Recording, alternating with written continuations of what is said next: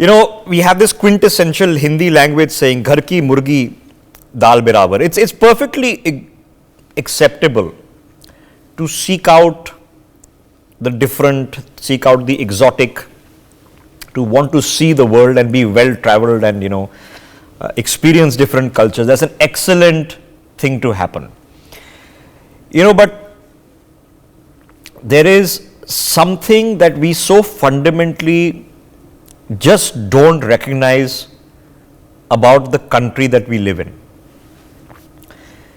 If you travel in Europe, and many of you watching the broadcast would have, all the European cities look remarkably similar. Their tourist destinations, there will be a central square with the cobblestone streets, and there will be a church, or a cathedral or a castle. It's all remarkably similar, whether it's going to the UK or traveling to Europe. In the United States, you have grand tourist destinations which are generally natural, which means you want to go to mountain ranges and parks. Beyond that, on the site of the cities, New York is perhaps the obvious one. But in terms of a historical significant destination other than Philadelphia, what can you really think of? And this summation stuck into me as a rude awakening when I was a student in England and traveling through Europe by myself. I always wanted to visit Italy. I love my history and, went through my Roman history when I was in school. And I wanted to go to Pompeii. And for, you'll know, near Naples, Mount Vesuvius, Roman city that was buried with the volcanic eruption. I showed up there and had an Italian guide. And he said, "Oh, you're from India." And he said, "You must have been to Khajuraho." I must have been about 20 years old. And then I had to give the awkward answer that I've ended up in Pompeii and I've never been to Khajuraho, which is in my own country, for which I didn't need some visa and expensive plane ticket to travel to. It's a wake-up call. Now, as you well know, India's Prime Minister has spoken about this before, also he's repeated this, that if you want to plan destination weddings, why not plan them by discovering destinations in India?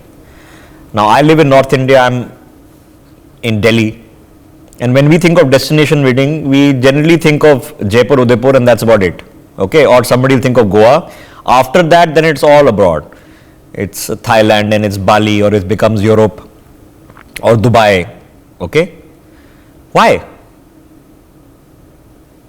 Now, in terms of natural wonders, in terms of historical forts, in terms of historical cities, in terms of cuisine, you have so much option available here. Now, you're showing these destination weddings here in India, that Udaipur Bhavan, I've been to a wedding recently there, okay? So they're absolutely gorgeous places. Some, of course, are historical, some have been created for specific purpose. But ladies and gentlemen, you have to think about it, about discovering your own country and a whole industry that needs to rediscover India in the celebration of what is perhaps one of the biggest moments in a couple's life, and certainly one of the most expensive moments in a couple's life. Weddings end up costing more than homes do these days. So let's open up this conversation. Dr. Jaijit Bhattacharya joining us on the broadcast. Dr. Sharad Kohli is with us. Mohsin Khan, founder of Vivah Luxury Weddings. Ayush Kanodia, co-founder of Unique Experiences, and Prashant Dubey, managing director of Elite Weddings, are all on the broadcast with me. So let me start this with Dr. Kohli. Dr. Kohli, now I know there's the economics of it, okay, but the economics is driven just like that Gucci bag, with the bag only costs 5,000 rupees, but you pay 5 lakhs because of the brand, because of the perception, because of the added equity value that we add to it, that this is something special, it defines me. So we know that the locations exist in India. We know that we have cultural and music, food, so many options are available right here and the best in the world. Okay. So now it's about getting that aspiration. How do we crack that when it comes to the wedding sector in India? Well, Rishabh, very well said. Ghar ki murgi dal barabar. I think that is a perfect statement to make, that you disregard what is easily available to you. You disregard what is economically available to you. I mean, you don't have to pay out of your nose for a destination which could be more fancy than a Czech Republic or a Spain or an Italy or whatever. It could be more fancy, it could be more picturesque as well. But, as you rightly said, it's all about being like a LV or a Gucci bag. The families who can afford it, they want to splurge. Wedding of their sons and daughters is considered as a once in a lifetime. Beta tu bada hoga, aisi shadi karenge, duniya yaad rakhe. I think that is where the whole thought emanates from. That they will like to splurge. If I want to splurge 10 crores, if I want to splurge 20 crores, I know even if I choose Udaipur, even if I choose Jaipur, or I choose Chittorgarh Fort, or I choose anywhere, I'll not be able to spend the kind of money, and then it becomes, Rishabh, a status symbol. My son was married in near Mount Vesuvius. My son was married in Prague, and so and so. My daughter was married in London, and so and so. So I think this status symbol concept and the race to catch up with your peers. Because so and so married in Italy, I must go to Spain. So and so married in Czech, so I should go to Paris. I think that rat race of status symbol is one reason why this is happening. The second reason, Rishabh, is I think the quantum of money, 5 lakh crores, as you spoke of economics, coming from the world of economics, I can't stop myself from letting it out. 5 lakh crores of total money being splurged from 23rd of November till the end of February or March, when the wedding season supposedly ends. 3.8 million weddings happening during the season. So you can imagine why the Prime Minister made the statement that what magic this can do to the local destination. The hotels, the mehndi walas, the caterers, the decor walas, and you'll have to hire local people. I can't transport the whole bandwagon there. Some local has to be engaged. So I think the value it adds to the local economy, and then the vocal for local, Rishabh. Why should we forget that? Why can't we brand our own cities as destinations? Simply because we are in a rat race to get the status symbol tag that, look, my son and daughter or daughter was married at so and so place. The world is going to remember it forever. I have attended a lot of them, both in India and abroad, and I can tell you it's nothing, Rishabh, except the rat race to go and beat the other person and spending more and getting a better destination. You nailed it. So ladies and gentlemen, this is the themology. So if you're watching this broadcast from outside India, 5 lakh crores is 50-60 billion dollars, okay, are going to be spent in one wedding season in the country, in the roughly 4 million weddings that Dr. Kohli was pointing out. Now, Jayajit Bhattacharya, so now it's about perception, okay, and I think we've nailed it, that the reason you are tempted to go abroad, travel abroad, these are good things. Nobody's saying don't do it. These are excellent things to do. But the wow factor in them is just about perceived value. You can find the same waterfalls and the same lakes and the same mountains and the same deserts in your own backyard, because India's geography is also very vast. So in terms of perceived value, in terms of the coolness factor, in terms of the brand equity of Shadi in India, where are we headed? Yeah, I think it's also a matter of insecurity from the people who have these wedding destinations outside of India, because having a wedding destination within India, you would need to have the ability to say that you did a good job, that you did a great job for your children, and those who are getting married should also be feeling that way. Now, of course, there are also challenges in terms of logistics. Clearly, besides a few places in India, such as Goa and Jaipur and Agra and so on, some of the more exotic places, such as, if you look at the region around the Brihadeshwara temple, there are 5 temples lined up on 79.6 degree meridian, which you will not find anywhere else in the world. So imagine having 5 programs on the 5 temples, which all represent recording in progress. which represent Agni, Vayu, Apa, and so on, would be absolutely out of the world, which you will not find anywhere else in the world. Clearly, there is an infrastructure issue which also needs to be catered to, but largely it is what Dr. Sharad has just mentioned, which is about a perception issue and people who feel insecure about saying that they had a great wedding within India are the ones who are really going out. And now, sure, we are a democratic country and people are free to do what they want to do. But we need to really look at what we have in offer, which is not available anywhere else. And it's us who needs to step up and package it properly and present it properly. Okay, so now you nailed it. Weddings are such a complex affair, and it's wedding season, so we're all attending them. It's such a complex affair that it has now become a professional industry. Okay, wedding organizing, wedding planning. Earlier, you got a caterer and a tent wala or booked a hotel, and you were done. It's no longer that. It's the devil in the detail, and the money gets spent. And India has the money now to spend. I am seeing hotel rooms that are going for thousands of dollars a night within India, and people are staying there. They're booked out. That means that you can feel it when we say economic growth. Okay, yes, splurging is debatable in a society like ours, but consumer spending, as Jayajit ji will tell you and Sharad Kohli will tell you, drives the Indian economy. Okay, so in the larger context, I know it's a simplified version, but consumer spending for the economy is a good thing. I'm not saying that all of you should go there and spend crores on a wedding, probably not. But so now let me take on the other side of the aspect. So one is the brand, the coolness factor. The second, of course, is can it be organized? If I need 100 rooms in an exotic destination, can I find them? Will they be the level of expectation that we would call luxury? Because that's what you want to live, right? You want to live like a prince or a princess for a couple of days. That's why we get into the horses and dress up and all that, because you're living a life otherwise that you don't get a chance to live during these things. So let's try and get Mohsen into this conversation. Mohsen ji, so now give us an industry purview. How have you seen the industry develop in the past few years? Because now it's become big bucks. I'm sure everyone is aware about this industry because everyone belong to this industry here. No, we have an audience which is watching us live, not just the panelists. So please brief us. Right. So I'm so sorry. Yeah, we can hear you fine. Go ahead. Yeah. So here in India, I mean, this industry is growing day by day, approximately 25 to 30% every year it is increasing.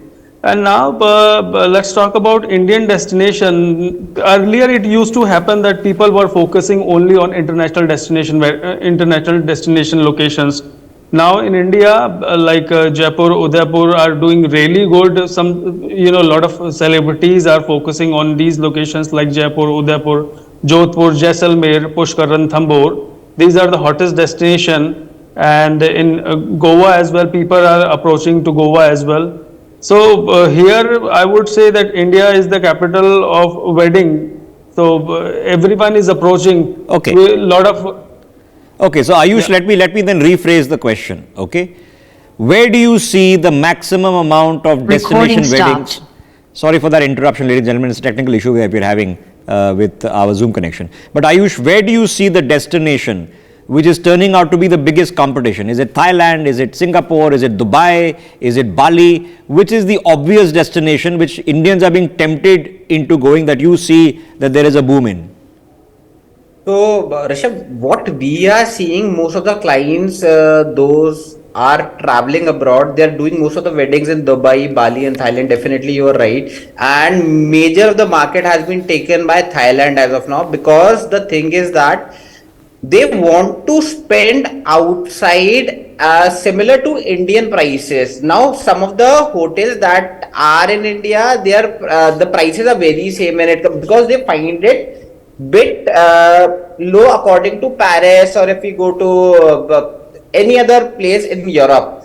Now, when I talk about places in India as well, I am talking about Mussoorie, I'm talking about Jim Corbett. We are finding Hyatt's, Tajes. So there is no worries about the service services that we won't get in Thailand, we won't get it in Masuri, Jim Corbett, Rishikesh. We have properties here as well, but people have a mindset. They just want the way Doctor Ji was telling us ki when they want to go out, they want to showcase themselves. We are doing it abroad. The reason is that I have some of my clients who shifted wedding from India to Dubai. The reason was that they were getting the similar prices. Okay, all right. So you nailed it. Okay, regardless of the crores being spent, people are cost conscious. Okay, all Indians are cost conscious, and of course you should be. Okay, if everything is so, what is Dubai getting right? That they are getting weddings from Indians. What are they doing right? What they are see, I'll tell you, when it comes to Dubai or when it comes to Thailand, the prices that we are getting it in India, they are doing it something around that prices and travel. Okay, so the price is the same, but I'm asking, Dubai doesn't have very many exotic destinations. I mean, right. they're all buildings and islands that have been recently made. So what's the coolness factor that they're getting right? It's a name there. We are traveling to Dubai. That's what it is. The show fames, the everything. We are traveling to Dubai, doing wedding in Dubai. It's all about branding a family and going out and just telling Dubai. It's not about Dubai doing right. It's about So branding matters. Okay, why do you buy your Gucci and LV? Because branding matters. That's where I began this conversation with. So let me get Prashant into this. Prashant, so the obvious conversation is that obviously there are two logics to this. Cost is one, branding and perceived value is another, and logistics is the obvious Recording last. stopped. What is Thailand and Bali or Dubai getting right that we need to recreate Recording here? in progress. My gosh. Prashant, if you heard me, can you answer the question, please? Yes. Well, hello everyone. Good evening.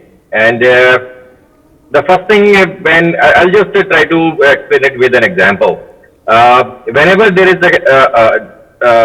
a query, a requirement from the client that they have 200 guests, so they need ballpark 100 rooms, and they have say 2 CR budget. So now they immediately express if we want to do it overseas. So tell us where we can do it. So that's where it starts. That suggests a hotel first. So we can do a wedding where first, it is a popular destination. Second, there are hotels available. Third, the hotels are good enough and also fit in their budget. So it is whether it is any city in the India or overseas. So the same thing applies everywhere. Now, when they say that they want to do a wedding of 200 guests at 2 CR budget somewhere overseas, then we explain them two things. First thing, if you do it overseas, say Thailand. Thailand is a relatively economical overseas destination. There they can do this, a decent wedding in 2 CR. But what they will get at 2 CR for 200 guests in Thailand, they can get double the extravaganza if they do it in India at much better hotels. So that is a plain economics. If budget is constant, and then you can do a better value out of your money if you do it in India. Okay. So you're stating the obvious, but I'm trying to get to the nub of my question, which I'm not getting answered here. Prashant, my question is this: when somebody comes to you and they say, I want to do a wedding abroad, what is the reason they want to do it abroad? The reason is simple, that my friends have done it here in Fairmont and everybody has done it every other place. So I want to do a wedding where nobody else has done. So it's, I want to go where nobody else has gone. Okay. Are you seeing more locations developing? Because like I said, I live in Delhi, and 20 years ago, your wedding extravaganza was defined by which hotel you did it in. Okay, because it was a hotel wedding. So if you did it in a Taj property or Oberoi's property, that's what a luxurious wedding was. Then it became about which farmhouse you're doing it in. Then it has become about destinations, and for people in Delhi, the destinations are pretty set. Is Jaipur, Udaipur, Agra, Goa. Very few people go beyond this. Okay, Udaipur is the hottest destination these days, and other parts of Rajasthan. But what about the other parts of the country? Are you seeing other destinations slightly further afield? Maybe in Bengal, maybe in UP, maybe in South, maybe in Andhra, maybe in Tamil Nadu. Are you seeing anything develop? Yes. I think Ayodhya will be a hot destination in coming years, just like Vrindavan has become. And yes, we do at some destinations which usually were not hot earlier, 4 5 years back, like Ranthambore we do quite often. Then Kumbhalgarh, new hotels are coming up. Goa, obviously it is, but then there are many locations near Mumbai, like in Karjat, Lonavala area. So, and Ayodhya definitely is good. There are new hotels coming up in that area, and that definitely will become, combined with spiritual tourism, it will become a hot destination for weddings. Okay, in a completely different context, about 5 6 years ago, an agency was hired to do some upkeep work in the Red Fort, and it became a controversy in India that we privatized the Red Fort. Now, what we have to understand is that destinations that do exist have to be serviced with the ready-made infrastructure for then the operators whom you are seeing, for them to be able to sell these locations, because you don't want to be stuck in a broken down road for 3 hours with a cavalcade of 4 buses carrying 200 people and call it a destination wedding. So let me get Dr. Kohli back into this conversation. Sharad ji, so now the logic is clear, okay, there's money involved. It's good to keep the money within the local economy. We have the space, we have the locations, we have all sort of variety of weather and climate and everything we've got. Okay, you want tropical, you want extreme mountainous, you want seaside, everything is there. But now we have to develop these places. How do we develop these places where then they become attractive? Well, I think, Rishabh, first of all, for people who are looking for destinations where gone before, I think I won't be surprised somebody knocking at Elon Musk's door that I would probably like to travel to Mars or Venus to probably conduct my wedding, because I can't find a place where nobody has ever done a wedding before. And the simple answer, what you asked Prashant, I would like to answer that question with your permission. That why do they still want to travel to foreign locations? It is simply because it's a foreign location. As I said, it's the way they perceive it, that if you're doing it in foreign location, you're probably a very rich man. You got a very deep pocket, and your sons and daughters and those couples, they're going to be worshipped for the rest of their life, because you guys, till people remember that you guys were married there. But I think what we need to do is, now you spoke about Dubai. What Dubai has done is, it has invested very, very heavily. Recording Dubai, stopped. I mean, it is a very, very tiny place as compared to Delhi, for example. They have invested heavily in the infrastructure. They built those fancy malls, those tall buildings, the roads are nice, there are a lot of places to go and see, there this park and that park. So, Sharad Kohli, you are saying that with nothing you can create cool. You can create it. It is possible. Recording I mean, in what is the progress. point of the islands and the tall buildings? This is just about creating coolness. Exactly. Cool. Well, number one. So I think when we say that India is going to be a developed nation, Rishabh, I'm sorry, I'm slightly digressing, but it's relevant here. That when we say India is going to be a developed country by 2047, it could be sooner. Now, what is the characteristic of a developed country? That you have a place which is spick and span. It is clean, it's got infrastructure. Another very important aspect is, Rishabh, I must tell you, I've met the families who are selecting these destinations. They've been saying what one of my panelists said, that some of the hotels in India are turning out to be more expensive. I'm putting this in inverted commas. Are turning out to be more expensive than hotels in Dubai or hotels in Thailand or It's the hotels truth. in Bali. It's the truth. Try getting a hotel room in Delhi tomorrow and try to spend, it'll cost you for a normal room 25, 30, 40, 50,000 rupees a night. If you want a suite, you're talking about lakhs a night, and try it at any point of time in Delhi. It's become insane. Just a few years ago, you could get a hotel room for 7,000-8,000 rupees. If you go further afield in NCR, Delhi rates are now applicable are in NCR. You go to Gurgaon, Noida, Dwarka, they're all the same. And so there is a capacity. So then that's how economics works, ladies and gentlemen. Let me get Jayjeet into this. Now, Jayjeet, I know an individual, Amannath, okay. Now, he went around and bought all these forts, Neem Rana and all these other forts. Now, 20 years ago, I mean, who the heck was going to Neem Rana? Back of beyond, okay. But with a little bit of common sense, that once the highways are developed and you want these quick outstation getaways for a weekend, Delhi has very little options. We all grew up, you went to Shimla or Mussoorie and there was nothing else, okay. Because Kullu, Manali, everything was 12 hours, 14 hours by car. So they the infrastructure expanded, and now these have become routine destinations. So the entrepreneurs who bought them out are raking it in. So is it obvious now where the economic opportunity is, the capacity will follow? Yeah, I mean, the point is that if you want to have a destination wedding and if you are from Delhi, will you have the wedding within Delhi? You will not, right? So destination wedding will be maybe Shimla, maybe Jaipur, but that again, as you mentioned, is kind of beaten down and it's not really exotic. Now let's pick up any exotic destination. Let's say Kurseong as an example. The biggest hotel in Kurseong has got only 72 rooms, run by one of the Tata companies. The second biggest hotel has got 34 rooms. Clearly, infrastructure is a bottleneck. Let's ask the question the other way around also, that why is it that we are going to Thailand and we are going to Central Europe?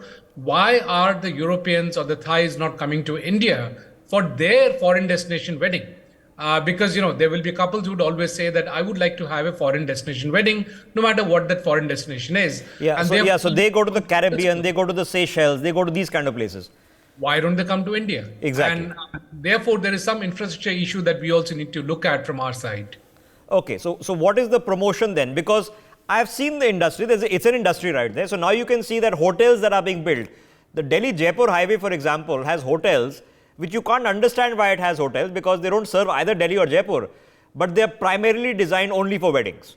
So you can get there in 3 or 4 hours, you're not in Delhi, so it's a destination wedding, and you book out the entire hotel, and it's a hotel not serving any local business or city, it's serving only for weddings. So let me get Mohsin Khan back into this conversation. Mohsin Khan, what is the change that you have seen in the past few years in the development of this infrastructure, in development of these hotels that are catering just to weddings? Now hotels are focusing weddings more, because in COVID season everything was dependent. After that everyone was dependent on wedding business. Now there are few locations on which hotels are focusing only on wedding business, because wedding business gives a huge amount to the industry. That's why a lot of hotels like Fairmont. Yeah, you mentioned Fairmont. Let me get Ayush here. So Ayush, clearly there are entrepreneurs out there who are willing to invest hundreds of crores in creating properties and destinations just for wedding. This is not government doing it. These are people who think कि यहाँ 100 crore का 200 crore का बनाओ, अच्छी property बनाओ. Fairmont is what? Fairmont is replicating the Rajasthan style, but it's a hotel designed just for wedding. It's brand new, okay? But people are going and getting married there. So if you build it, they will come. The only thing is, Rishabh, I feel it's not about just building hotel, it's about promoting a destination collectively, where we are also lacking. I am telling you, when I talk about, I cater whole of the Uttarakhand and outside as well, but most of my business is in Uttarakhand. And when I talk about the promotion of a destination, so we have to call clients as well. Now, I can't say कि any of the brand except the Oberoi's, every of the brand is there in Uttarakhand, but still we are unable to do it, because when we talk about promotion, we talk about tourism of Tirath Yatras, Char Dham, and it's good. I'm not saying we shouldn't do it, we should do it. But then when it's about the advertisements and the collective promotion by the government, I feel right now Modi ji came to FRI, Forest Research Institute, and he told people about destination weddings in Uttarakhand ki you should come and spend here, because we have ample of properties. Now that will definitely affect it, and that has to be done recurringly by state governments as well. When I talk about roads, infrastructure, they are doing it pretty well. 2.5 hours run from Delhi to Mussoorie, 2.5 hour run, 3 hour runs to Jaipur. I think everything is good. Okay, but why don't we address, I'm out of time, so I'll ask the last question to Prashant. Prashant, why don't we address the question that Jayjeet raised, is that India is the definition of exotic destination. I mean, in terms of the food and the culture and the chaos and the historical sites. So, who are the people out there globally who are doing the reverse, who are actually looking at India as a destination wedding? I think we are lacking on that part. I agree with fellow panelists who have raised this issue that it is not happening, Mr. Jajit specifically, that yes, we are going outside to do the wedding, but they are not coming to India to do the wedding. The primary reason I see is that there should be some government initiative, and we should connect with DMCs, not just for inbound, but not just for inbound tourism, but inbound weddings also. We have to bring those DMCs on panel who have those connections there, because we don't know whose daughter or son is getting married. Okay. So those local players need to bring on board. Okay, so it brings us back, and I know Jayjeet and Dr. Kohli will nod their head along, because I'm going to end it here.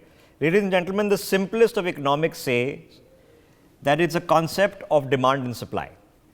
That you have a lot of demand, it becomes expensive, the supply increases and the industry grows. But when it comes to weddings, which are a special occasion, doesn't make a difference what you can afford.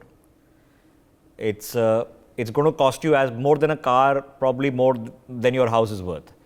So the perceived value comes into luxury goods. And in luxury goods, brand equity is everything. Think of all these designer clothes that you buy. The cloth isn't what's expensive. Not even the designing genius. It's simply the brand behind it. You want to go to a wedding, you want to wear Manish Malhotra and Tarun Talyani in India, or you want to wear Gucci and Armani. Why? Because of the brand they have. They might be good at their job, but they built a brand. We need to build a brand. And that is going to take a lot of effort and a lot of resources, but we should do it because we have the product sorted. And that's the first thing. Have a good product before you go out and sell it. And India, ladies and gentlemen, has it all. I thank my guests. For more such videos, subscribe to the NewsX YouTube channel, hit the bell icon.